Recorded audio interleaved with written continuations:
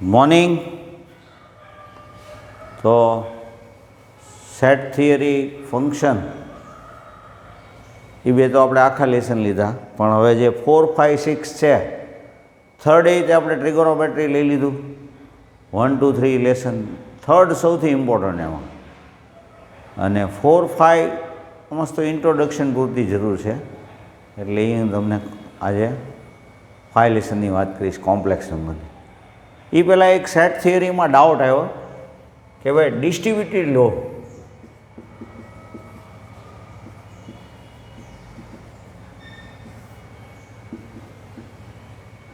A intersection B union C. તો A intersection B union A intersection C, A union B intersection C. તો A union B intersection A union C. હવે તમને એમ થાય કે sir આ કઈ રીતે શું કહેવા માગે છે? તો જો આપણે કેમ x into y plus z, તો આપણે શું કરીએ? x into y plus x into z, x into y plus x into z. તો આ એની જેવું નથી લાગતું તમને? A intersection B union A intersection C, A union B intersection A union C. બરાબર. તો આને ડિસ્ટ્રીબ્યુટિવ લો કે તમે કોઈ પણ એક્ઝામ્પલ લઈને જો કોઈ પણ એક પ્રૂફ આપું તમને. સપોઝ A એટલે 1, 2 હોય, B એટલે 2, 3 હોય, C એટલે 1, 3 હોય સપોઝ. તો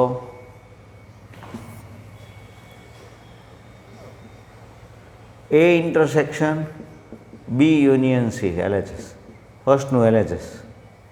તો A એટલે 1, 2, એની સાથે B union C, B union C એટલે શું આવશે? તો કે 1, 2, 3. બરાબર. તો આનું ઇન્ટરસેક્શન શું આવશે? તો કે 1 ને 2. બરાબર. રાઈટ સાઈડ જોઈએ તો A intersection B union A intersection C. A અને બીનું ઇન્ટરસેક્શન શું થાય? તો કે 2. A અને Cનું ઇન્ટરસેક્શન, A અને Cનું ઇન્ટરસેક્શન તો કે 1. તો 1, 2 એમ થશે. સો LHS ઇક્વલ ટુ RHS. એવી રીતે તમે ટ્રાય કરજો, સેકન્ડ એ થઈ જશે. બરાબર. તો આ એક પરમ કરીને સ્ટુડન્ટ છે, એને ડાઉટ પૂછ્યો હતો. હવે તમારે ડાઉટ છે ને વોટ્સઅપમાં આપવાના. તમારે ડાઉટ આપવામાં કાંઈ વાંધો નહીં, તમે આપી જ શકો. બરાબર. તો સેટ થિયરી અને ફંક્શન એ બે લેસન પછી આપણે થોડુંક ઇન્ડક્શનની વાત કરી હતી. એમાંય 2 સમ તમને હોમવર્ક આપ્યા હતા. એ ન કર્યા હોય તો કરી નાખજો, અને ન આવડે તો પછી ડાઉટમાં આપજો. પછી તમને જે વાત કરી છે એ 5th lesson complex number. 4th lesson છે એ મેથેમેટિકલી ઇન્ડક્શન હતું, અને 5th લેસન છે એ કોમ્પ્લેક્સ નંબર. તો આજે થોડીક ચેપ્ટર 5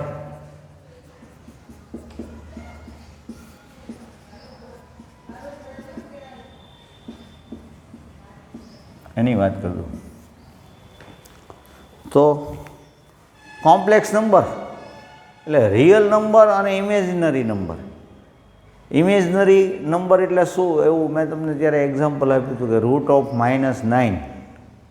તો -9 છે એ કોઈનો સ્ક્વેર નથી. એટલે કોઈ પણ નેગેટિવ નંબર હોય કે પોઝિટિવ નંબર હોય, તમે સ્ક્વેર કરો એટલે પોઝિટિવ જ થાય. તો એનો મિનિંગ તમને કોઈ એમ કે x² = -9, તો વોટ ઇઝ x? તો ઇટ ઇઝ નોટ પોસિબલ. એટલે એને કોમ્પ્લેક્સ નંબર, એને ઇમેજનરી નંબર કહેવામાં આવે. તો એક આવું આવે છે z = a + ib, અને બીજી લેંગ્વેજમાં કહીએ તો a, b. A is real part,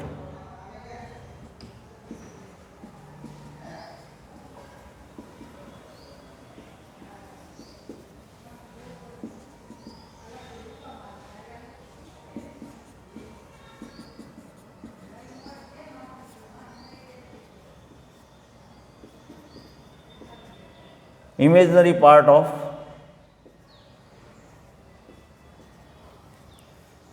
એને રિયલ પાર્ટ કહીએ છીએ, બીને ઇમેજનરી પાર્ટ કહીએ છીએ.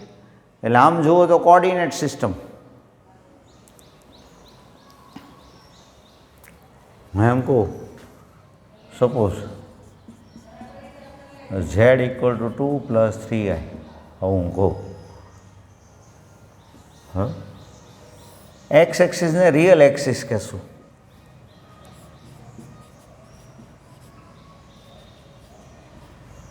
ઝેડ એક્સિસને ઇમેજનરી એક્સિસ, વાય એક્સિસને.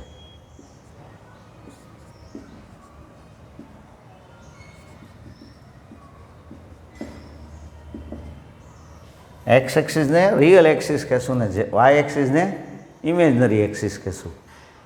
2,3 1 2 1 2 3 તો 2,3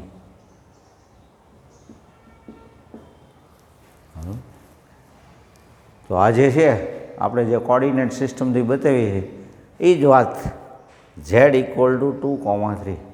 આ જે પોઈન્ટ છે તો પોઈન્ટને આપણે પી કહીએ.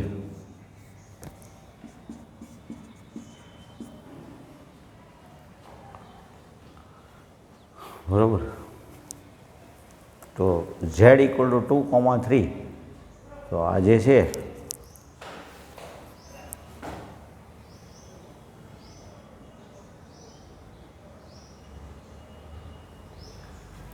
હવે એનું મેગ્નિટ્યુડ એટલે આ લેન્થ, ઓપી લેન્થને આપણે તો મેગ્નિટ્યુડ ઝેડ એટલે √a² પ્લસ b² એટલે √2² પ્લસ 3² √30. તો આને આપણે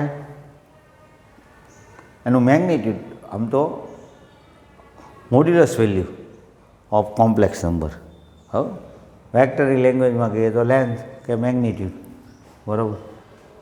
તો જે આ જે કોમ્પ્લેક્સ નંબર છે એમાં આ કોમ્પ્લેક્સ એટલા માટે કહેવાય કે આ રિયલ પાર્ટ અને આ ઇમેજનરી પાર્ટ. બરાબર. એક બે સમ કરીએ એટલે તમને વધારે ખબર પડે.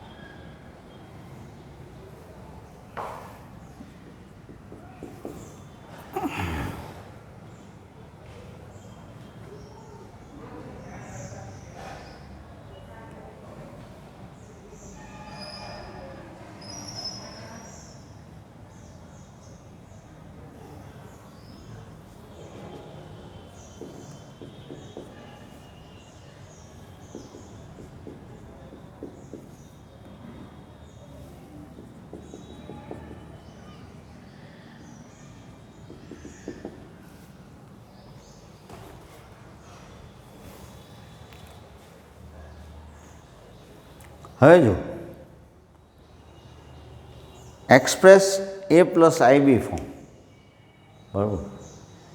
તો 5i ઇન્ટુ -3/5 ઇન્ટુ i. જો તમને લાસ્ટ ટાઈમ આવી વાત કરી હતી આપણે i², suppose x² equal to -9 હોય તો -9 કોઈનો સ્ક્વેર નથી તો 9 ઇન્ટુ -1 કહીએ કાંઈ, એટલે 9i². Where i² equal to -1. જો કોઈનો સ્ક્વેર નેગેટિવ 1 ન હોય તો આપણે એઝ્યુમ કરીએ છીએ, એવું ઇમેજિન કરીએ છીએ કે ભાઈ i² ઇક્વલ ટુ -1 તો એનો મિનિંગ એવો થયો, આનું સ્ક્વેર રૂટ લઈએ તો શું થાય, તો કે ±3i. 9નું સ્ક્વેર રૂટ +or -3 અને i સ્ક્વેરનું i છે એ એક 0 1, આઈને કોમ્પ્લેક્સ ફોર્મમાં કેવું હોય તો આઈને આપણે કહેશું 0,1, અથવા તો અમે કહીએ કે 0 + 1i. i મીન્સ 0 + 1i, એટલે એને 0,1 કહેશું. બરાબર. i સ્ક્વેર એટલે -1, i સ્ક્વેર એટલે 0,1 × 0,1. હવે આપણે આને આની સાથે મલ્ટીપ્લાય કરવું છે તો 5i × એટલે 5 × -3/5 અને i × i એટલે i સ્ક્વેર, તો -3i², એટલે એનો મિનિંગ એવો થયો +3. તો 3ને તમે બરાબર 3 + 0i એવું કહીએ કાંઈ, અથવા 3,0. a + ib ના ફોર્મમાં જ બતાવું એટલે આ આન્સર આપી દો તો ચાલે. બરાબર. તો મેં તમને કીધું એમ કે આમ કોમ્પ્લેક્સ નંબરની બીજી બહુ જરૂર નથી પડતી, પણ ફિઝિક્સમાં તમારે એટલે 12th સ્ટાન્ડર્ડમાં આપણે મેથેમેટિક્સમાં તો આવશે જ નહીં કોમ્પ્લેક્સ નંબર, પણ ફિઝિક્સમાં તમારે જરૂર પડે તો તમારે એનો થીટા થોડું ટ્રિગોનોમેટ્રી બેઝની જરૂર પડે. તો જો કેમ કરવાનું હોય છે,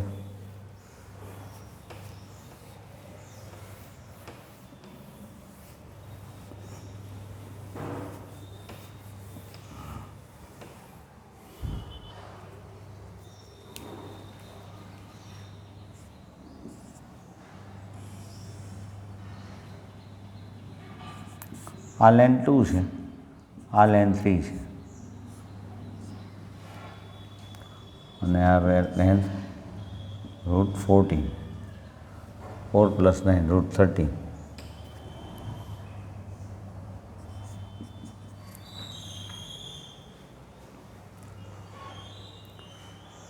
તો આપણે સાઇન થીટા કેવું હોય તો સાઇન થીટા શું કહેશું, તો કે 3/√30.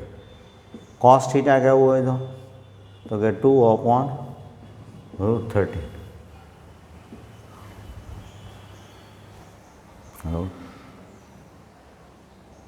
તો આજે 2,3 છે, z = 2 + 3i છે. તો 2 એટલે એનો મિનિંગ 2 એટલે શું કહીએ કે તો કે √13 cos થીટા અને 3 = √13 sin theta. √13 cos theta plus √13 sin theta. 3 means √13 sin theta, તો એને આપણે એમ કહીએ કે √13 × cos theta plus sin theta × i, એટલે i sin થીટા. બરાબર. તો આપણે યાદ આમ રાખશું, ઇફ z = a + ib, તો ઝેડને આપણે એમ કહેશું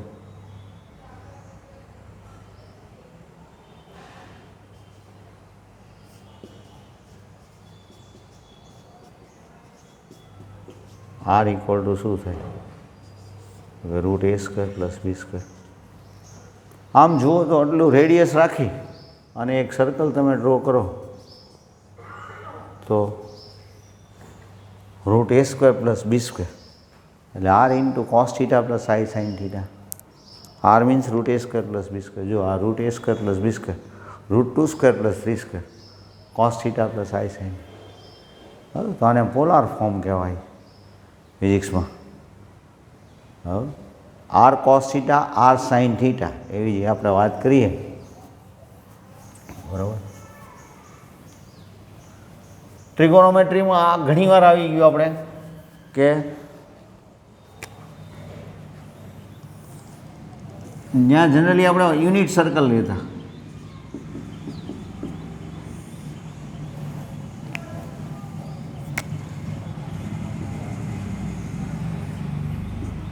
અહીંયા પી પોઈન્ટ હોય તો r cos theta r sine theta એવા કોર્ડિનેટ થાય.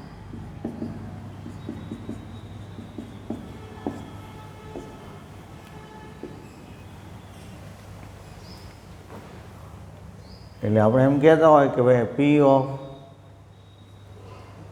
એ કોમા બી તો z equal to a plus i b હોય તો એ means r cos theta plus r sine theta into આઈ.